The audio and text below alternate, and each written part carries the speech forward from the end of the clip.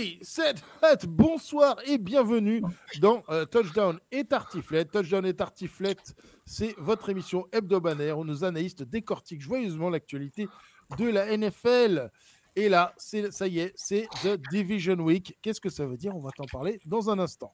Notre équipe d'experts internationaux et francophones se retrouve pour t'offrir un regard unique sur une sélection de matchs et aborder les sujets bouillants de la NFL. À savoir, là, on se demande, tu vois, comme il y a des équipes qui font exprès de perdre pour aller dans la draft, on se demande si cette année, s'il n'y a pas des équipes qui vont faire exprès de perdre le Super Bowl pour ne pas aller se faire remercier à la Maison-Blanche par Trump. C'est une vraie question.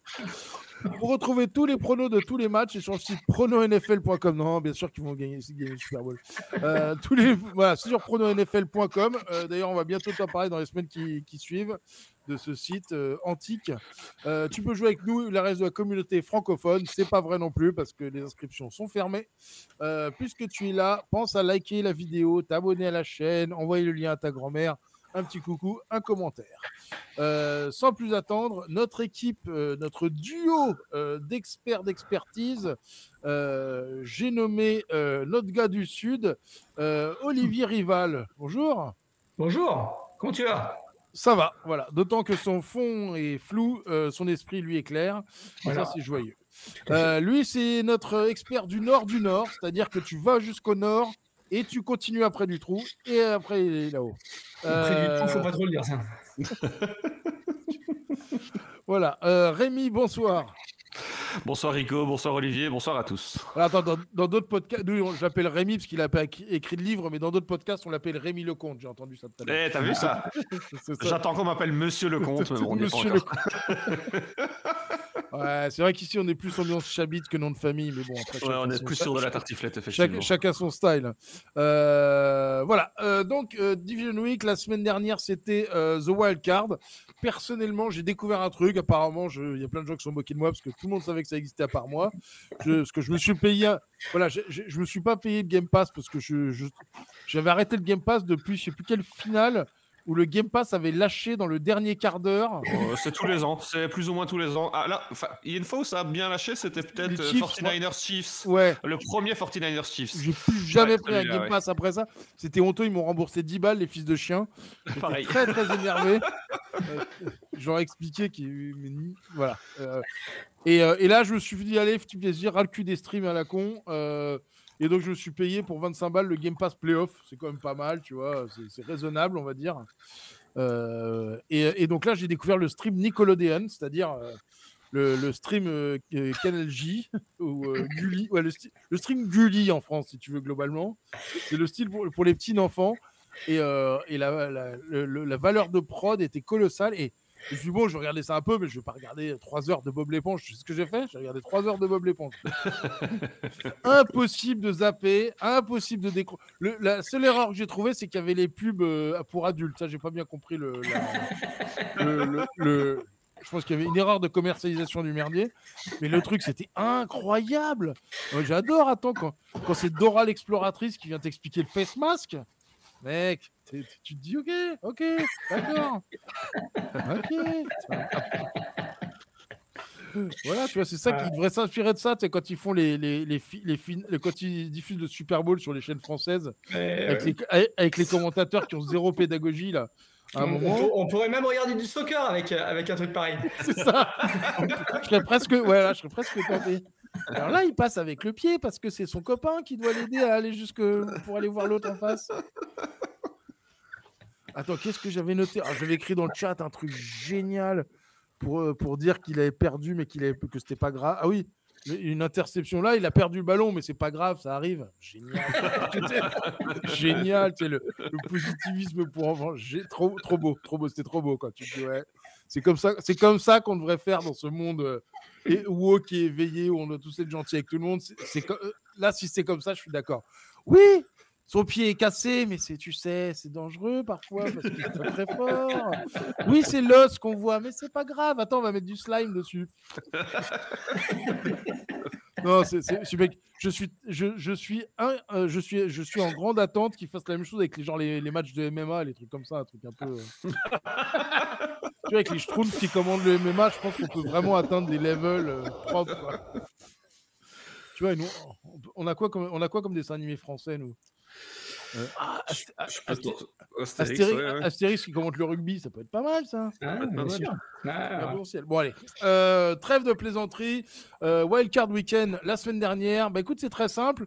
Les premiers, deuxième, troisième et 4 seeds de l'AFC sont passés. Donc, les favoris sont tous là.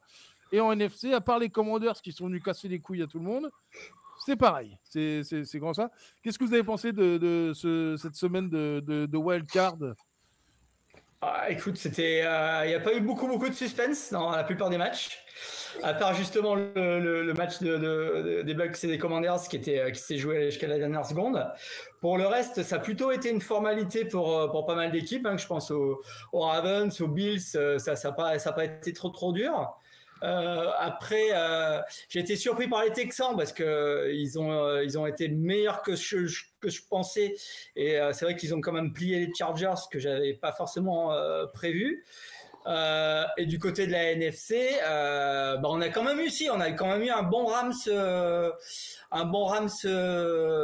Vikings. Enfin, les Vikings se sont fait bien exploser quand même, mais c'était un match qui était intéressant et on n'attendait pas forcément les Rams à ce niveau-là, donc c'était pas mal. Après, ça n'a pas été compliqué pour les Eagles.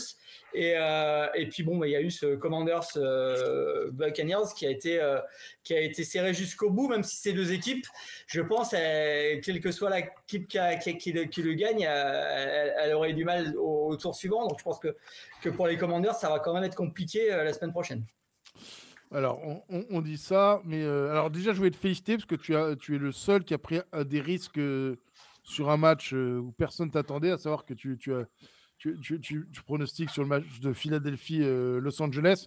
Mais je tiens à te dire, Olivier, quand même, parce que j'ai peur d'oublier de te le dire tout à l'heure, que si tu as allumé ta télé récemment, tu devrais savoir que Dieu n'aime plus Los Angeles. Non, mais écoute, les Rams m'ont permis de gagner la semaine dernière. J'ai joué les Rams la semaine dernière contre les Vikings et j'ai fait un 5 sur 6 qui m'a permis de gagner la semaine sur le site. Ah, toi aussi? Attends. Et oui. Oui, d'ailleurs, on va en parler. Je crois que c'est pareil, Rico. Hein? Souviens-toi. C'est possible. Mais là, non, et d'ailleurs, c'est vrai que je crois que je suis à une victoire d'être bien là, en tout cas dans tous les classements là. Bref, premier match de la soirée. Oh là là, Texans aux Chiefs. C'est dur de faire plus déséquilibré. J'allais dire Texasi comme ok, ouais. Ambiance cowboy quoi. Botte de cowboy quoi, botte de cowboy. On sort les un peu. Exactement. Écoute, Rémi, vas-y. J'y vais, je fonce sur celui-là avec beaucoup de déplaisir. Mais non, c'est l'entrée dans la course au playoff pour les Chiefs qui était bye la semaine dernière après une saison très propre au niveau du record, mais un peu moins au niveau de la manière. C'est le seul élément qui peut me chipoter un petit peu quand il y a une éventuelle défaite des Chiefs, c'est un bien gros mot, mais qui puisse être inquiété, on va dire. On a une attaque qui performe pas tant que ça du côté des Chiefs malgré Mahomes. On a une défense qui tient la route à chaque fois. La défense tient la route quand l'attaque ne tourne pas. Face à des Texans qui ont quand même été très très moyens cette saison. Ils ont sorti un bon match la semaine dernière, bien aidé par des Chargers que j'ai trouvé très peu inspirés offensivement. Si on retirait McConkey, il n'y avait absolument personne pour aider Herbert au niveau des réceptions. Après, ça a été un boulot correct de la défense des Texans qui ont forcé des turnovers. On sait qu'ils ont des jeunes cornerbacks, notamment des rookies, qui font le boulot et qui pourrait peut-être ennuyer un petit peu Mahomes. Si la ligne défensive fait le taf et lui met la pression, pourquoi pas. Je pense que le secret d'un match un peu intéressant, c'est sans doute énormément de pression et des sacs rapidement tôt dans le match pour essayer de sortir Mahomes. On sait qu'il peut être mobile, mais on sait aussi qu'il a des petites faiblesses au niveau des chevilles notamment.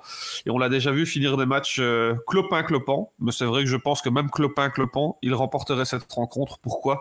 Parce qu'on a des Texans qui sont clairement en dessous de l'an dernier pour moi. On a un Stroud qui est bon sans être stratosphérique.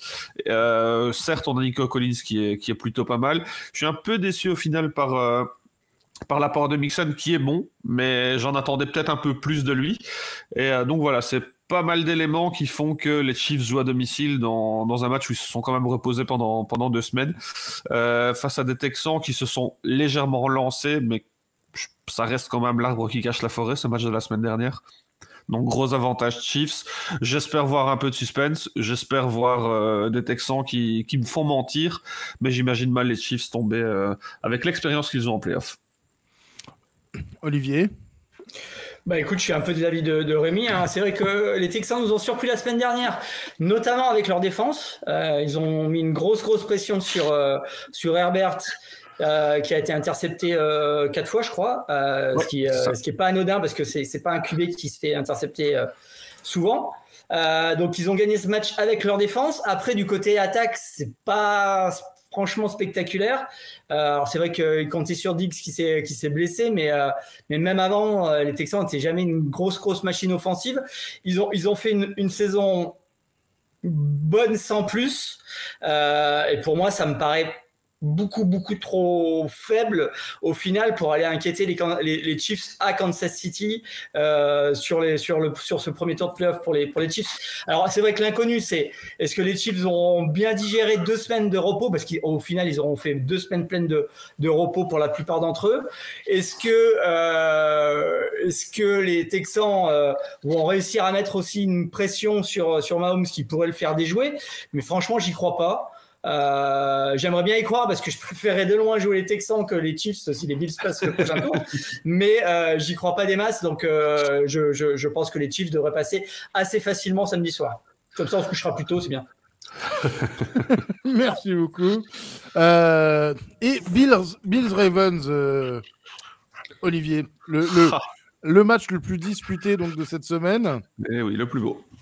Alors ouais, écoute, Bills Ravens, c'est quand même un match assez, c'est quand même une très grosse affiche, surtout après ce qu'on a vu ce week-end dernier, où on s'aperçoit que les 2 équipes sont vraiment au top de leur forme et elles piquent au bon moment. C'est aussi 2 équipes qui ont en commun d'avoir des attaques très équilibrées. Elles peuvent aussi bien faire du ball control avec du jeu de course que pouvoir faire des jeux très créatifs, très dynamiques, très verticaux, si besoin, s'il y a besoin de remonter des points, etc. On a 2 défenses qui sont assez opportunistes. Elles encaissent quand même pas mal de yards, mais souvent elles vont faire les big plays pour aller faire les interceptions, pour aller créer les fumbles, etc. Donc c'est 2 équipes qui se ressemblent. Elles ont les deux candidats au MVP avec Lamar et Josh Allen. Donc après, qu'est-ce qui va faire la différence? Il y a potentiellement l'avantage de la maison pour les Bills. C'est sûr que c'est pas négligeable. Il y a la météo qui peut jouer un vrai rôle dans ce match, parce qu'on annonce moins de -10 dimanche soir à Buffalo, avec une chance de neige autour d'une chance sur 3 qui neige. Donc ça peut aussi perturber les équipes. Alors ça peut perturber les équipes notamment sur le jeu de passe, parce que c'est vrai que les ballons vont devenir très durs. Ça va être très difficile de les attraper, voire glissant aussi. Donc ça risque un petit peu de ralentir un petit peu le rythme du match. Donc voilà, ça peut se jouer là-dessus. Ça peut aussi se jouer avec Travis Henry qui est aussi la grande force des Ravens du côté de la course, même si du côté des Bills on peut faire de la course aussi. Donc voilà, ça va jouer à pas grand chose à mon avis. L'équipe qui va être en tête en premier aura un vrai avantage, je pense, parce que elle va pouvoir un petit peu obliger l'autre à sortir de ses gonds, à prendre un peu plus de risques.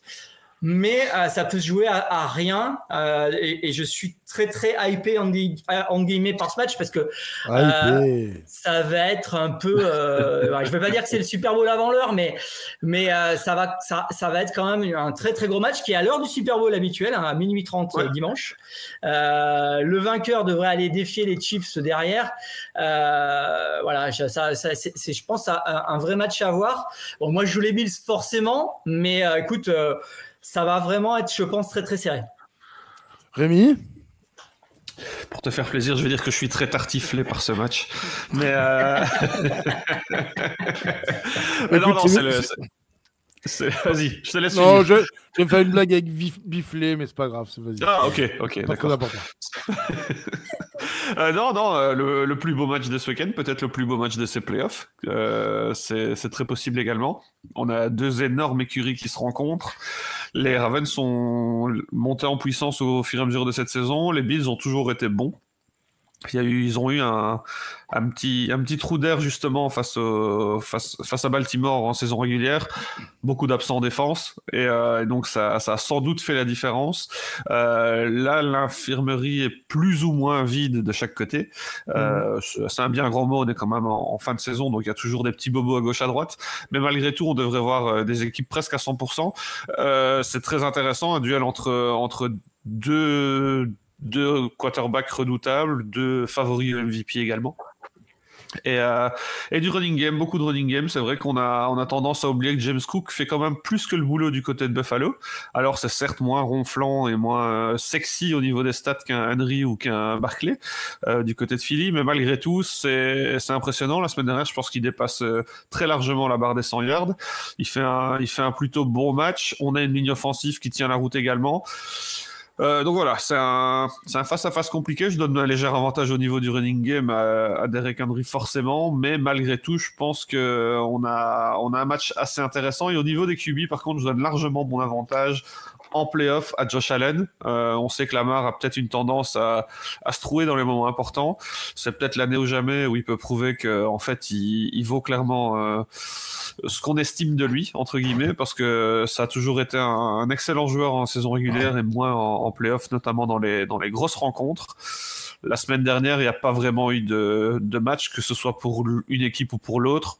Donc ils arrivent en forme et en confiance.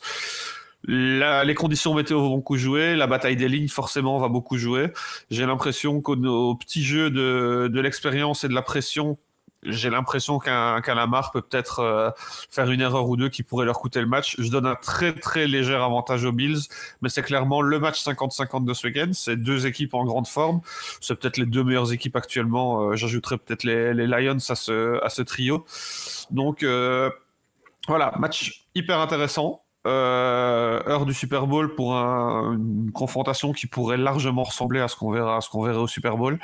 Et donc petit avantage Bills. J'espère secrètement que les Bills l'emporteront pour aller défier sans doute Kansas City et prendre une revanche sur les quelques dernières années. Et donc voilà. Ne loupez pas ce match-là. C'est sans doute le plus beau de ces playoffs. C'est quand tu dis des trucs comme ça que tu te finis avec un match défensif. Ben oui, on sait bien. C'est des belles défenses, attention. Ce sont des très belles défenses. Après, ça risque de courir beaucoup. C'est vrai que ce sera peut-être pas... Si le run-stop n'est pas on point, ça va être compliqué de voir un match spectaculaire par les airs, mais j'ai l'impression que c'est des équipes qui peuvent quand même faire le boulot au niveau défensif. C'est vrai que la défense des Ravens, c'est particulièrement costaud face à la course. Donc Josh Allen devra se montrer plutôt bon et prêt à en découdre. Merci beaucoup, Rémi. Rémi, puisqu'on est là, les Rams aux Eagles. On a parlé de Baltimore et ces Eagles ressemblent un petit peu à Baltimore au final, je trouve. On a une équipe qui est complète, on a une équipe qui se base clairement sur son running game et sur sa ligne offensive. Et ils ont bien raison de le faire parce que Barkley fait une saison absolument exceptionnelle. C'est sans doute la différence entre les Eagles de cette année et des années précédentes. Début de saison, j'étais un petit peu sceptique, mais puis on a vu qu'ils ont trouvé un petit peu leur rythme de croisière. Si je veux me montrer extrêmement taquin, je dirais que le point faible de cette équipe est son quarterback, mais on peut pas dire que Jalen Hurts soit mauvais, loin de là. Donc voilà, on a une équipe très complète. En face, on a des Rams qui ont réalisé une toute belle rencontre la semaine dernière.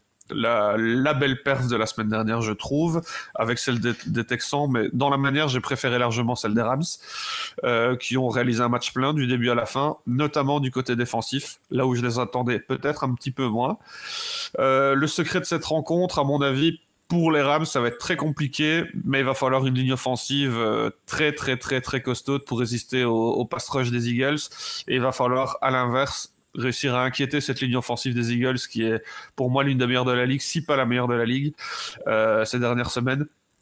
Je donne mon avantage aux Eagles parce que beaucoup plus complet, Parce que tout simplement c'est une équipe qui trouve son jeu, qui n'a pas été inquiétée non plus la semaine dernière, elle n'a pas été brillante mais elle n'a pas eu besoin de l'être et donc voilà, ça pourrait être un peu plus intéressant que ce qu'on imagine parce que c'est vrai que sur papier le match n'est pas annoncé très équilibré, mais moi je le vois beaucoup plus équilibré qu'un Texans Chiefs par exemple, parce que j'ai l'impression sur ces petits éléments-là, sur une défense qui tient la route comme la semaine dernière, ils ont quand même réussi à stopper les Vikings. C'était pas une mince affaire. Et donc voilà, j'ai tendance à croire que ces Rams peuvent venir un peu titiller les Eagles et les obliger à sortir leur meilleur jeu. Mais malgré tout, je pense que les Eagles à domicile ont les armes pour le faire et donc avantage Eagles pour cette rencontre. Olivier, tu es le lone soldier, le loup solitaire sur ce match. Non, écoute, j'ai pris un risque clairement là-dessus parce que c'est tout à fait normal que les Eagles soient considérés comme les favoris de ce match. Ils ont une équipe solide, qui a de l'expérience, qui a, comme l'a dit Rémi, un excellent jeu de course, qui a sans doute la meilleure ligne offensive de la ligue. Ils sont chez eux, donc ils sont favoris. Mais c'est vrai que là, j'ai décidé de jouer les Rams pour prendre un petit peu de risque, parce que déjà, on portait chance la semaine dernière et que je trouve que cette équipe des Rams finit quand même la saison très très bien. Ils avaient réussi à battre les Bills dans un match où il n'y avait pas de défense des deux côtés, mais ils avaient montré des très belles choses du côté offensif et j'avais été surpris par la diversité de leur jeu côté attaque, qui n'était pas forcément habituel dans ces derniers temps du côté de Los Angeles. Donc je me dis que pourquoi pas. Alors ce qui me pousse aussi à jouer les Rams, c'est que contre les Vikings, je pensais qu'ils avaient une chance. J'avais joué les Rams, mais je pensais pas que ça allait se passer aussi bien. Et ce qui m'a beaucoup plu dans cette équipe des Rams, c'est la pression énorme qu'ils ont réussi à mettre sur Darnold et sur les Vikings. Ils ont vraiment dominé la première mi-temps avec leur défense. Donc là, il y aura vraiment un énorme duel, je pense, entre la ligne défensive des Rams et la ligne offensive des Eagles, parce que là, on a deux des meilleures escouades de la ligue à leur poste. Donc ça risque peut-être de se jouer là. Donc oui, je prends le risque de jouer les Rams. Je suis pas, voilà, c'est pas un choix de raison, c'est un petit peu comme ça pour faire un pari sur cette équipe-là. Mais comme l'a dit Rémi, si les Eagles sont largement favoris, ça serait quand même pas tellement étonnant que les Rams arrivent à les accrocher un petit peu et que ce match vaille le coup qu'on jette un œil dessus dimanche. Dimanche à quelle heure, rappelle-moi ce match? Alors écoute, celui-là, je sais plus. 21h. 21h. Ouais, dimanche 21h. Ouais, donc ça va, quoi. Faut pas, tu vois. T'as pas besoin de te coucher tard pour voir si Olivier va se tromper ou non. C'est bien. Olivier, dernier match de la soirée. Donc, les outsiders contre les clairement favoris Lions. C'est bizarre, hein, je repensais à ça l'autre jour, se dire Lions favoris pour le Super Bowl, c'est quand même bizarre en bouche. Hein. Ouais, c'est dit Détroit-Washington en playoff, c'est déjà bizarre en bouche aussi. Non, mais juste, ça. Bien que ça ressemble aux années 40 là pour le coup, Détroit-Washington en playoff. FMB pourrait nous parler de ce match-là, mais. Non, c'est le moment de gaslighter FMB. Si, t'es remonté dans le temps, on te le dit. Non, mais écoute, ce match, effectivement. T'as raison, j'en profite pour saluer. Vas-y. Et j'en profite pour saluer FMB, Scooby et Greg, qui sont, pour deux d'entre eux, ont pris l'avion et le troisième est en cavale. Je vous laisse déterminer qui est qui.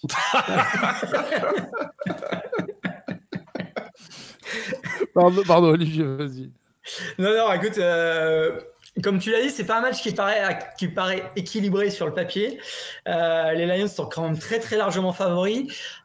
Ils ont une équipe bien coachée, équilibrée, forte en attaque, forte en défense. Enfin, c'est comme tu le dis, c'est un petit peu difficile de dire ça d'une équipe des Lions, mais c'est la vérité. C'est vraiment une équipe qui est très très solide et qui cette année a un petit peu les porte ouverte vers le Super Bowl s'il se débrouille bien. De l'autre côté, on a des Commanders qu'on n'attendait pas du tout là. Jason Daniels, leur quarterback rookie, fait des miracles quasi chaque week-end. Ils ont gagné beaucoup de matchs sur des derniers drives, sur des derniers jeux. Ils renoncent jamais. Jason Daniels, c'est sûrement un des grands quarterbacks de ces prochaines années. Donc voilà, est-ce qu'il a encore les moyens d'aller faire une surprise surprise de taille à Détroit en portant encore son équipe. La marche paraît quand même bien haute pour notre ami Jason. Mais écoute, après, un match reste à un match. Il faut le jouer. Ils ont clairement cet atout-là du côté de Washington, donc ils vont le jouer sans doute à fond. Mais j'ai quand même du mal à penser que les Lions se feront surprendre par Washington samedi soir à Détroit. Rémi? Ouais, je suis assez d'accord. C'est un match, c'est difficile d'imaginer quels éléments pourraient jouer en la faveur de ces Commanders. Oui, la pression est sur les épaules des Lions, mais ils ont largement de quoi la gérer pour moi. Il n'y a pas trop de points faibles dans cette équipe. En face, on a une équipe des Commanders qui est jeune, qui se développe. C'est super d'accumuler de l'expérience en playoff, notamment pour Daniels, comme l'a dit Olivier. Il n'y a pas que lui qui est jeune et qui performe dans cette équipe d'ailleurs, donc c'est plutôt une bonne expérience pour eux. C'est vrai que ça risque d'être un peu court, je pense notamment à l'efficacité en red zone qui laisse un peu à désirer. Si on commence à accumuler les field goals dans une rencontre face à des Lions, c'est compliqué d'aller chercher quoi que ce soit. Mais tout est bon à prendre. Je pense que c'est un match qui s'annonce à sens unique. On a des Lions à domicile qui sont prêts, qui sont reposés et qui ont toutes les armes pour venir à bout de ces courageux Commanders. Mais voilà. C'est pour moi le match le moins serré de la semaine. Je sais pas comment ils pourraient contenir malheureusement l'attaque des Lions avec cette défense parfois un petit peu fébrile des Commanders et une attaque qui est très Daniels dépendante. Quand le running game s'endort un petit peu, ça peut commencer à faire mal. Donc voilà, méfiance, on aura du spectacle parce qu'on a deux coachs très agressifs aussi. Au niveau du coaching, ça peut être assez intéressant.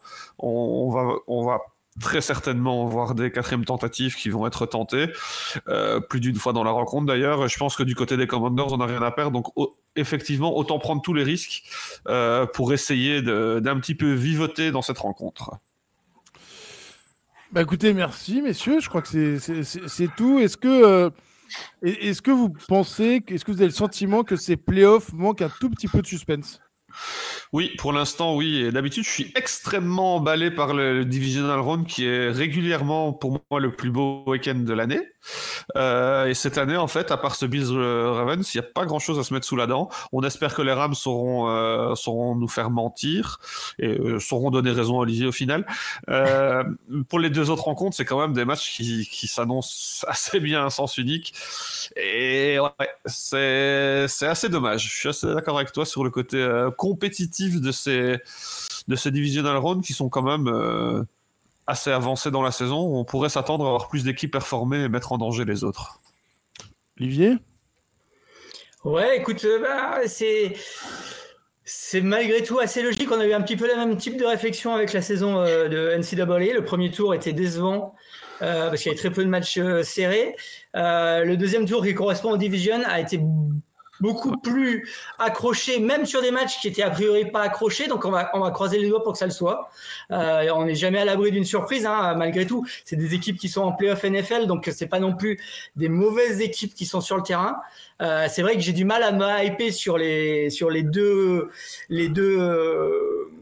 deux matchs des têtes de série, hein, que ce soit les Chiefs ou le match des Lions, mais on sait jamais. Et c'est vrai que les deux matchs de dimanche, j'espère, seront à la hauteur de ce qu'on en attend, parce qu'il y a potentiellement de très beaux matchs. Bon, bah écoutez messieurs, voilà, donc on se retrouve pour les demi-finales, le Championship Round la semaine prochaine. Exactement. Et puis en attendant, bon match ce week-end au pluriel. Est-ce que vous avez regardé tous les matchs ? Mon avis, je vais tous les regarder. Le Lions, sans doute, si je vois que ça tourne vite au vinaigre pour les Commanders, je vais peut-être me passer de le regarder en direct jusqu'au bout. Mais sinon, j'ai bien envie de les regarder. Les autres sont à des heures abordables et le Bills Ravens, c'est certes à 12h30, mais malgré tout, je peux pas le louper. Et puis, il y a un match lundi qu'on regardera sans doute. C'est pour ça que je pense que je vais pas regarder les Lions, parce que 3 nuits de suite, ça va être long. Ouais, donc samedi, je vais quand même aller me coucher après les Chiefs. Et même s'ils pouvaient gagner facilement, ça m'arrangerait, parce que derrière le dimanche soir plus le lundi soir, parce que lundi soir il y a la finale de college que je voudrais pas louper. Notre-Dame Ohio State, ça doit être quand même pas mal. Donc le week-end va être long. Donc, Olivier, est-ce que tu te retrouves souvent à répéter cette phrase mes chéris, les saisons sont bientôt finies. Tu peux récupérer le week-end.